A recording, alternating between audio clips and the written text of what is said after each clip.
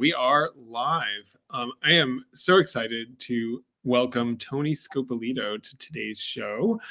Today's show's title is Career in 3 Chapters. Tony's going to tell us all about the many things that he has done over his career. He is an advertising professional with Terry and Sandy.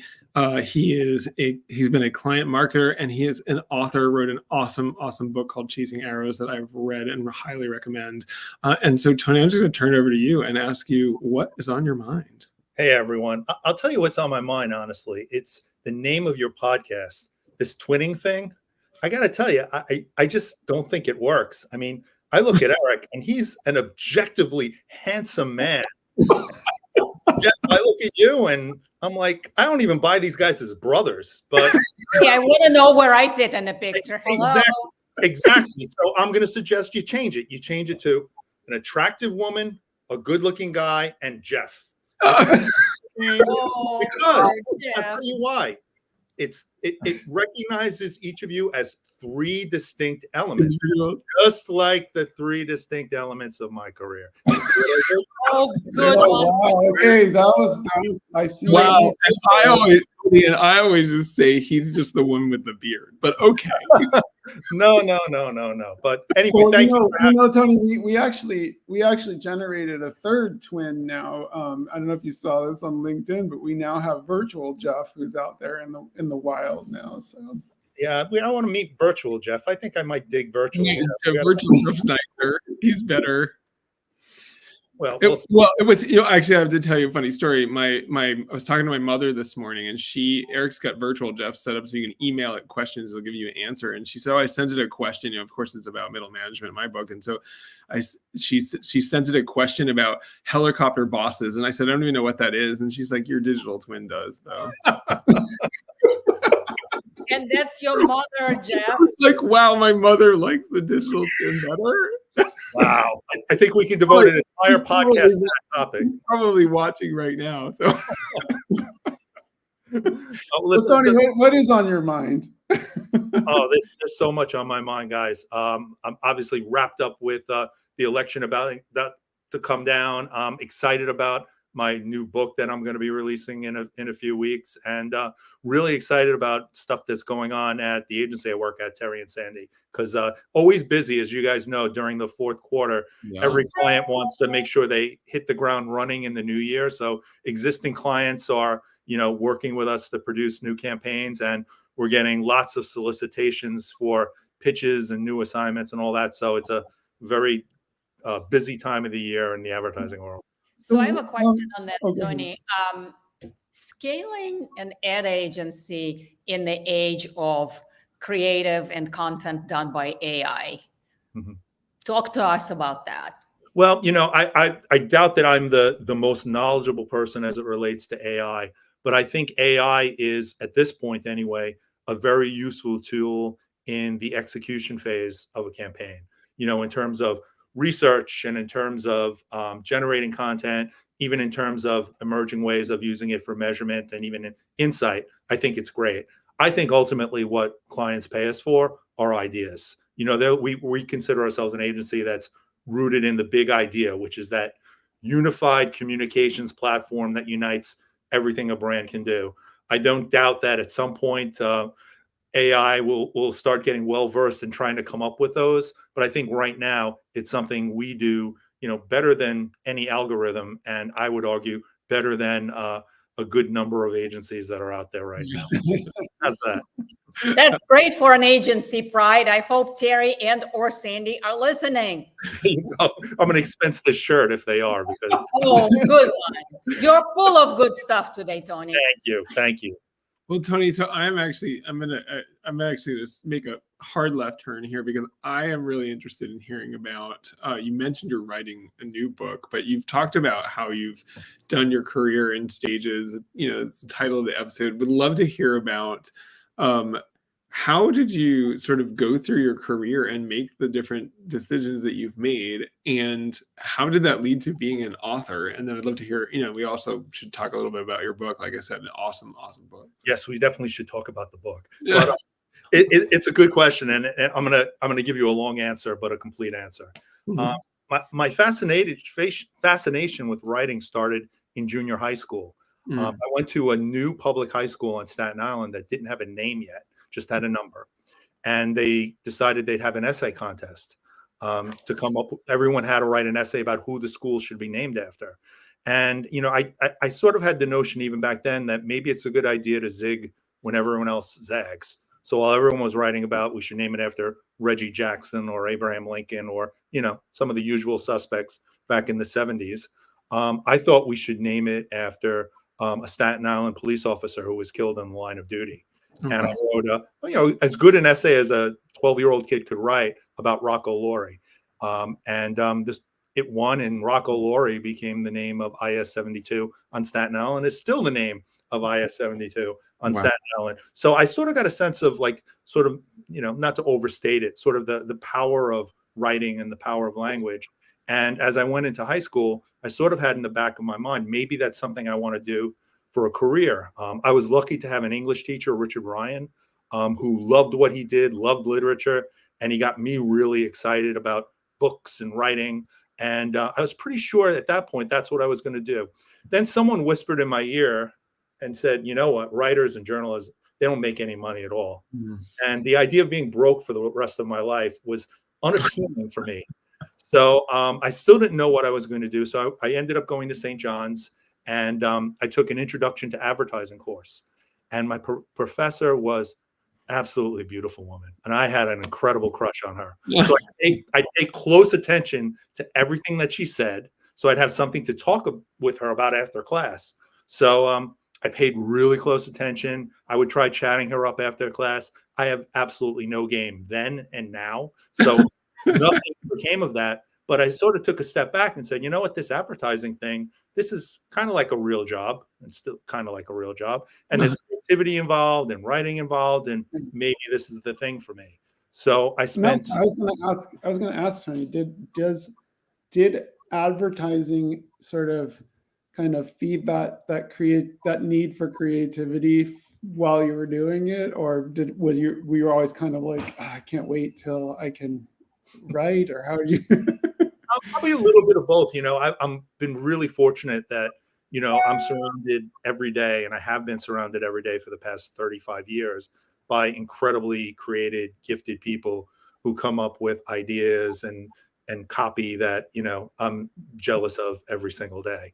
So that's just a wonderful environment. And every now and then I can kind of throw in an idea here or there, especially at a place like Terry and Sandy that's, more of a meritocracy than some of the big agencies.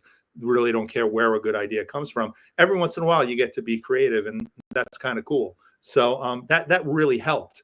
But I always knew in the back of my mind that someday I really want to write, but I kept, life kept churning forward. College had to be paid for, mortgages had to be paid, and it always got pushed to the back burner. Then I had a couple of health issues, and I literally put together a bucket list, and writing a novel was on the top of the bucket list. And it sort of got to the point where, you know what, I think I better get to a couple of things on this list sooner rather than later. And that's what I did. So I scaled back some of the responsibilities at the agency, and last year said, I'm writing a novel. And I loved it so much, I started writing a second novel. Is it the same characters, or is it a totally different set of characters? It's a completely different set of characters, even though the people have been very kind with their response to Chasing Arrows, which was my first book. And they said, we love these characters, we want a sequel. But, I don't want to write the same kind of book again. I'm a big Beatles fan. And one of the things the Beatles did consciously was they want each album to be different from the last album. We've already done that. Let's do something different. And so, I want to write books that are different. The second one is very different from the first. I've already started writing the third one, which is completely different from the first two. And I've got an idea for the fourth one that's even different from that. So I want to keep challenging myself. You don't know what you can't do until you try. You don't know how far is too far until you get there. So, I want to keep trying things. And if I fail, that's fine. But I'll learn from that. So tell me, one of the things that was interesting when you were talking about the story about naming your junior high school was just the the way you told the story and the human connection, and that like I felt as you were just telling the story, I'm like, wow, I bet, like it wasn't just like I knew why, I knew that the story was headed towards, and that was the name they chose, but I was like having this sort of like, wow, that's, that was a really, that human connection. And that was one of the things that I really appreciated in reading Chasing Arrows, was these characters are, I think it's fair, I think you'll agree with me, like in many cases, deeply flawed people, and yet you have this personal connection with them. Like I was like, wow, I really like these people, some of whom, if you really thought about some of the things they did and whatever, were not so great, but they were human, and you connect with them. And that was really, really a cool thing that I remember feeling throughout, reading your book. And it's interesting that you tell the story about, writing that story about the slain police officer and so forth, is just this sense of, I connect with humanity, which, by the way, I think probably has some real connections with the advertising world as well. But yeah, it does. Thank you for that. And it's very true. I love reading history, and there was when I was young, I'd read about all these people I'd idolize, and then I'd learn aspects about them that weren't so good. The stuff, founding fathers owned slaves, and Kennedy cheated on his wife, and all this stuff, and it deeply hurt me. I couldn't reconcile those things, and I basically, as I got older, understood that people generally aren't all one thing or another, and I wanted to have each book I write to be about something besides a story. So the first book, Chasing Arrows, is about moral ambiguity. My second book, which hopefully will be out next month, is about power. It's called Unfathomable. And then the third book that I just started writing, it sounds like a terrible topic for a novel, but it's about loneliness. And so I want each book to have sort of a subtext to it that, in my limited way, I explore through the characters in the book. And you're very right. I say in the introduction to Chasing Arrows that there aren't any good guys or bad guys. There's no one in that book that's particularly all good or all bad. Interestingly enough, I spoke to a book club on Staten Island. They were kind enough to read the book, and they loved the character of Bucci, who is essentially a corrupt police officer, but who also did some things that were so laudable to them that was their favorite character. So it just goes, and he's very flawed. So you're right. There's no heroes, no villains. In the second book, there's most definitely some villains. Interesting. I want to close off the third vertice of this triangle, because we've talked now about your book, and we've talked a little bit about Terry and Sandy, but talk about GSK a little bit, and your marketing role there. And I don't know, were you able to find the human connection in the marketing piece? Like what? Yeah, it was interesting. I had worked for a couple of decades at big agencies, and it was 60-hour weeks, traveling all over the country, and I had 2 kids at home, and I came to the realization that I was missing so much. I missed all the parent-teacher conferences. I missed the soccer games after work. I sometimes missed plays because I was traveling. And I just came to the point where, I've got to change, because my kids are going to be going to college, moving out, and I will have missed all of it. So I literally went on Indeed and typed marketing New Jersey, because I live in New Jersey, and I was going to find some job close to my house where I could be more present in my children's life. And I typed, the first job that came up was a marketing director at GSK, and it was 2.5 miles from my house. So I did some networking. I went in, and I got a job at GSK, and I think I was there 5.5 years, and it was an incredible learning experience there. First of all, just the most wonderful people you can imagine. Patient with me, teaching me things. There's something like in packaged goods marketing called stability, which I thought meant, does the package wobble on the shelf? Which that's not what it means at all. It means, will the package last over time? So I remember someone was trying to ask me if we had done stability testing on something we were launching. I'm like, it's a square box. It's going to stay right there. And they just, they were very, very patient with me and taught me all the things I didn't know as an advertising person. And it was just, it's like every day I learned something new. It was it is and was a company full of PhDs, these incredibly intelligent people, and so smart in a different way than advertising people are. And I just learned a ton. One of the things I learned as a client that I take with me now that I'm back in the advertising world is I learned as a marketer, when my business was up and my consumption was up, I was a genius. People wanted me to go around and talk to the other groups and tell them what my secret sauce was, how I was doing that. And when my business was down, I was a dope, and people didn't make eye contact with me in the hallway. And I had to, ground myself that I was neither of those things. But you guys know, having been clients, you get a report card every single week. And that's a very different sort of mentality than the advertising world that sometimes looks at brand equity over time. You realize that, the performance of your business is so crucial personally, because so much of your personal compensation is tied up in business performance, right? And if you don't make your numbers, you're getting paid a heck of a lot less that year. And then your group's bonus is tied up in your business performance and your overall division. So if you fail, you're failing a lot of people in a lot of different ways. So that was a real eye opener for me. But I loved my time at GSK. But I always knew that I'm more of a conceptual person than a process person. And I learned at GSK, process is incredibly important, especially in the world of healthcare and pharma. Following a process rigorously is super important. In the advertising world, while every agency has their special proprietary method of blah, blah, blah, what really matters is the result. If you come up with a great idea, no one really cares about the process you do. It's like I was taking a shower and I thought, hey, wouldn't it be great? That's the process at the time. And no one cares about the process. They care about the end result, the idea. And I'm generally more comfortable in that world than I was in the client world. Yeah, it's really interesting that you're talking about this right now, because I yesterday spent some time with some folks in an ad agency, and we were talking about management related stuff and so forth. And at one point we were talking about, the client and sort of this question, like, why doesn't the client, I think there was a specific, like, why doesn't the client know what their budget is, or why, whatever.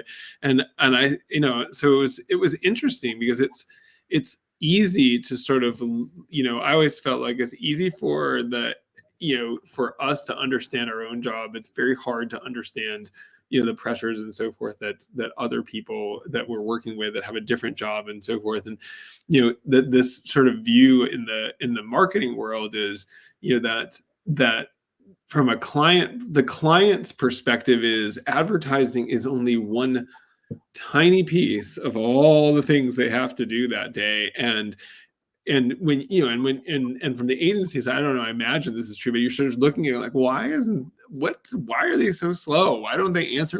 Like, why aren't they responsive? Like, what do they do? It's like, what they're doing is, anyway, I'm just interested to hear your thoughts on, like,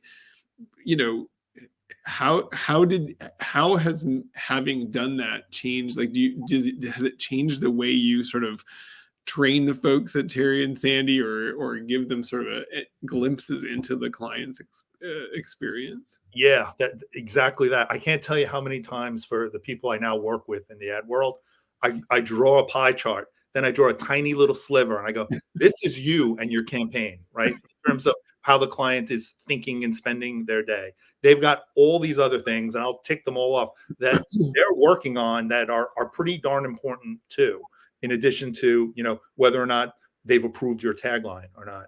So I try to get them to appreciate that. But from, the other thing we do this in new business, and we do this with existing clients, is we try to really get to what is the fundamental barrier to growth. What's the business challenge that the client really has? Then start thinking about how we can use what we do as advertising people to help them solve that. Is it household penetration? Is it awareness? Is it frequent use versus occasion-based use? Really understanding the business problem before we jump to an advertising solution. And I think we've gotten pretty good as an agency now, Terry and Sandy, diagnosing that and then tying our recommendations back to the business problem. So we're like 20 minutes into the episode, which is when ChatGPT starts to sort of like knock on my door and say, "Hey, I've got some questions." So I thought I would not quite the way you were describing earlier before the episode started, where it actually like interrupted your conversation. So I guess now that you said that, like I was literally telling these guys for the people watching, I was telling these guys that yesterday I was in a conversation with my wife and ChatGPT, and we had asked it a question and it responded, and then we continued talking, and at some point it interrupted us and joined the conversation even though we weren't talking to it. It's very creepy. But so here's ChatGPT. Actually, usually I have to go, I ask for 10 funny questions. In this case, I asked for someone who is both an advertising executive and an author, and usually I have to go kind of like 3 or 4 questions down, but I actually really like the first 2. But I always ask people, would you prefer absurd or thought-provoking first? Oh, let's definitely go absurd. All right. Which takes longer, writing a novel or convincing a client that their logo doesn't need to be bigger? It's definitely writing a novel. It's getting better, huh? Yeah, I was like, wow, ChatGPT has like been in the meeting. Unbelievable. I would definitely say writing the novel, because most of the clients will shut you down pretty quickly on that. Right? There's no, it's like just read that one. Right. You don't convince them is what you're saying. You just go with it. You just we win as many of those as we lose. But you know what? You take the third and bring it around to something serious.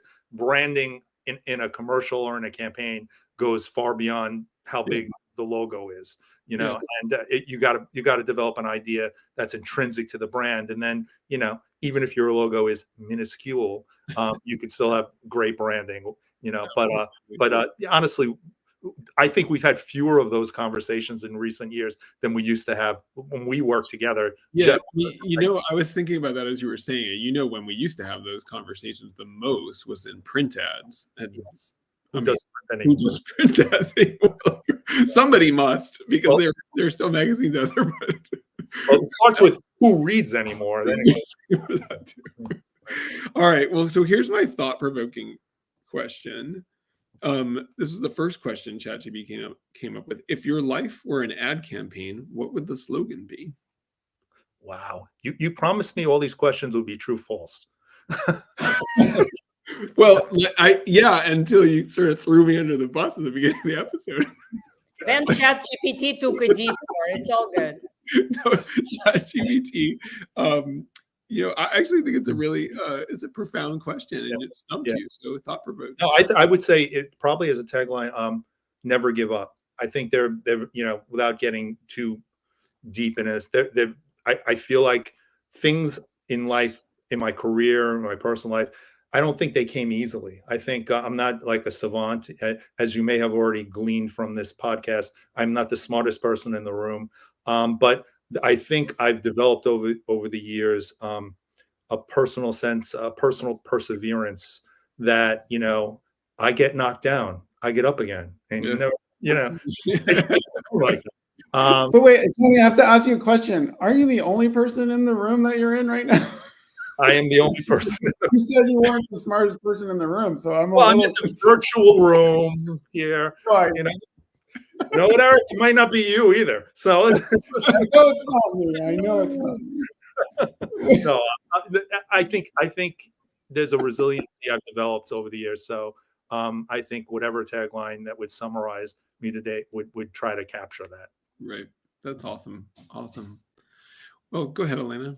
Oh, yeah. I was going to talk a little bit about this tagline, because I actually think that the ultimate definition of a successful person is somebody who can pick up after they've been knocked down, literally like face in the mud, and wipe it off and keep on going, right? So that's kind of interesting. And I would draw a parallel that it takes a person like that to have 3 distinct careers, right? And do well in all 3 of them. So from that perspective, like if you look back and kind of tie it all together, I know I'm going like very sky high here, but what's the learning? For me personally, I think you touched on it. I think maybe because I've had so much experience failing, I'm not afraid to fail. Like, it's like some people, if they don't think they're going to be great at something, they won't do it. And, it takes a lot of courage to stick your neck out. This is people who know me well know this about me. I'm a desperate introvert. Like, if I want to, like, when I go on a business trip, I get to the hotel and I would sit in my room and stare at the wall for 3 hours while everyone was in the bar the night before the big meeting. But I learned early on in my career that my introvert personality would not serve me well. So I worked very hard at developing mannerisms of people who are more extroverted. And I recognized in myself I was risk averse. I was afraid to fail. And, I took shots. I remember the first presentation I gave in advertising. I was an account executive at DMB&B. I was presenting an overview of the Hispanic market to the people at Oscar Mayer. And I got up in front of the room, and this is back when you wore a suit and tie. And I got up there and I started presenting. And about 5 minutes through it, I had sweated completely through my shirt jacket, to the point where my boss had to come up and finish the presentation. And it was devastating for me at the time. And for the longest time, what I did as a response was I just tried to avoid presenting, right? Because it was terrible. And then I was in a taxi cab, and the driver had NPR on, and they were interviewing G. Gordon Liddy, who was one of the Watergate conspirators. He was also a former Navy SEAL and a self-professed tough guy. And the interviewer asked him, "Are you afraid of anything?" And G. Gordon Liddy said, I used to be afraid of rats, and it bothered me that I was afraid of rats. So one day I caught a rat, I killed it, I cooked it, and I ate it, and I'm not afraid of rats anymore. And if you were sitting next to me in the cab, you would have seen a light bulb going off over my head, and I realized I had to kill the rat. So I read every book I could get my hands on, every article about presentation skills. I looked for safe venues within the agency to practice presenting to others. I then started looking for client opportunities to present. I even networked my way into teaching a graduate advertising course at night at Fordham, where I had to talk to 40 graduate ad students and lecture them about advertising. And over time, I got good at it. But I didn't get good at it until I failed horribly at it. So it's a really good point, Elena. That's something you need to embrace, the failure to succeed. It's so interesting that you bring this up. I was literally having a conversation about this very topic about 2 hours ago with somebody that I met through networking. I think it's so true, right? Like we actually, I think, raise kids to have this. I mean, Carol Dweck would call it fixed mindset or whatever, but we raise kids to have this mindset of you can't. Essentially you are the sum of your achievements. And when you are the sum of your achievements, you can't fail, because if you fail, what are you? You're nothing. Well, yeah, we also raise them in that everybody wins, right? That's not right either. At some point, you just need to know how to take it in the face. And most importantly, what happens after. Yeah, I think that's there was an interesting and I hate to admit this, but TikTok video that I saw yesterday. Right, Eric, what are you watching exactly? No, but it was talking about the fact that we expect ourselves to be exceptional at everything, and that we're kind of not worth anything unless we're exceptional. And this person's point was, actually, that's like a mental health problem. And the people who are most sort of grounded are the ones that realize that, like, you're like, being ordinary is the healthy, like, that's the healthy part. Yeah, so it's really. It just reminded me, Eric, of a John Wooden quote. One of my favorite leaders is, "If you're not making mistakes, you're not doing anything." So that's. Yeah, show me someone who doesn't have bad ideas, and I'll show you someone who doesn't have ideas. Right. That's the truth of it. And especially like in the agency world, I've done 8 billion brainstorming sessions in my life, right? And I've thrown out some really boneheaded ideas, I think, in those. But let's call those the building blocks to the good ideas that sometimes follow. So, But don't you have to be in an environment where that is accepted, respected, and supported, that you make mistakes in order to get somewhere. I mean, Jeff often quotes the atomic habits thing about this concept of if they gave 100, you had to generate 10 really good photos, or take as many as you possibly can. And the comparison was that the people who were focused on doing it really good actually did worse, right, than the people who did a lot. I mean, you have to be in an environment where that's accepted, that you can make 99 mistakes to get to something that's better. Did you gravitate towards environments where that was true, or did you have to kind of seek that out? Yeah, I think I gravitated toward an industry where that's true. I think, in the ad world, it's no one's a genius. No one has it all figured out. No one. Show me the greatest advertising person that you've ever seen before, and I guarantee you they're wrong half the time. It's not an exact science. And but I feel fortunate. I've worked with Terry Meyer and Sandy Greenberg for most of my career. I worked with them at big agencies. I worked with them at FCB, where we ran the craft business, and I worked with them at their agency. And they recognize that intuitively, that you've got to give people the room and the space to work through things, that bad ideas lead to good ones, and that they built an agency that is a meritocracy, that the best idea will win, and they genuinely don't care where it comes from. I've gotten taglines through that I've sort of offhandedly mentioned, and Sandy goes, "That's it. I'm the father of kick pain in the Aspercream," because I offhandedly mentioned that to Sandy after a client briefing, and she goes, "That's the campaign," and that was it. So I've been really fortunate to work with folks who embrace the philosophy you were talking about, Eric.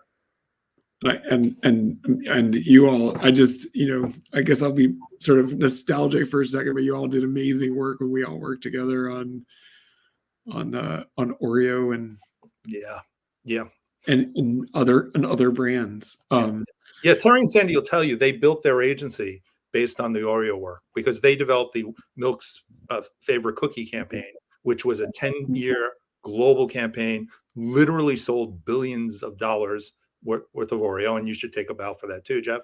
Yeah.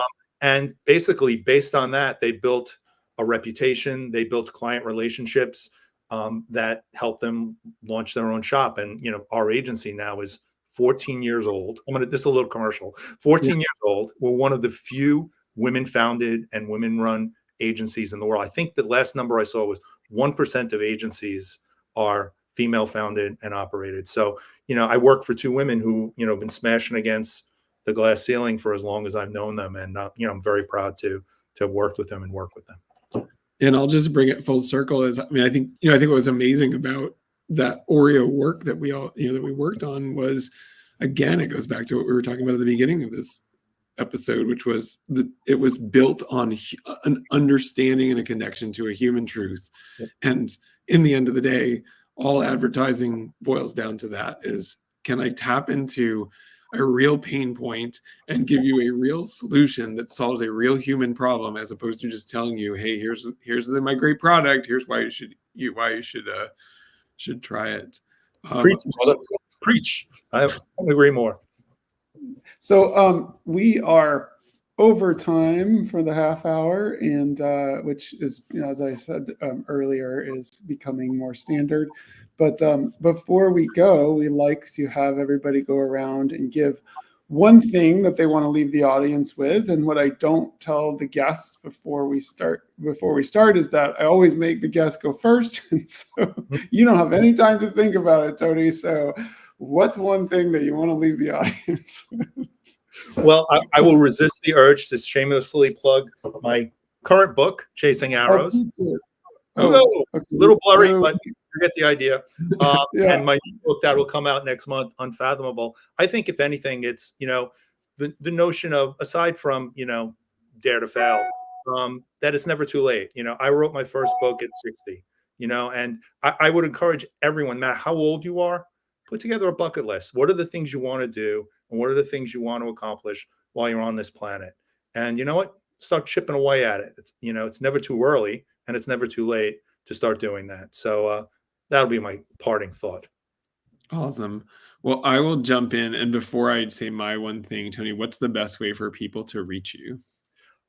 Either on LinkedIn or you can email me at the office. It's Tony with a Y at terrisandy.com.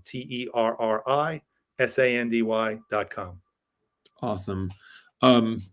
So I guess my one thing, well, so first of all, my first thing to leave is I'm so excited that you have your next book coming out next month. That's definitely on my reading list now. I can't wait. Really loved your first book, and I can't. I love yours, by the way, too. Well, thank you. Thank you. It's like a mutual appreciation society. It's a way to round out the episode.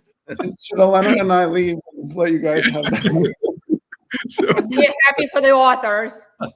no, but I think, Tony, I think my big takeaway is, it's really, this idea that, you start out your career thinking you're going to do something for your whole life. And that's really not the way life works. And you just keep taking different opportunities. And so I love that you've done that. I certainly have tried to do that in my career. And so it's awesome. And I will pass it over to Elena.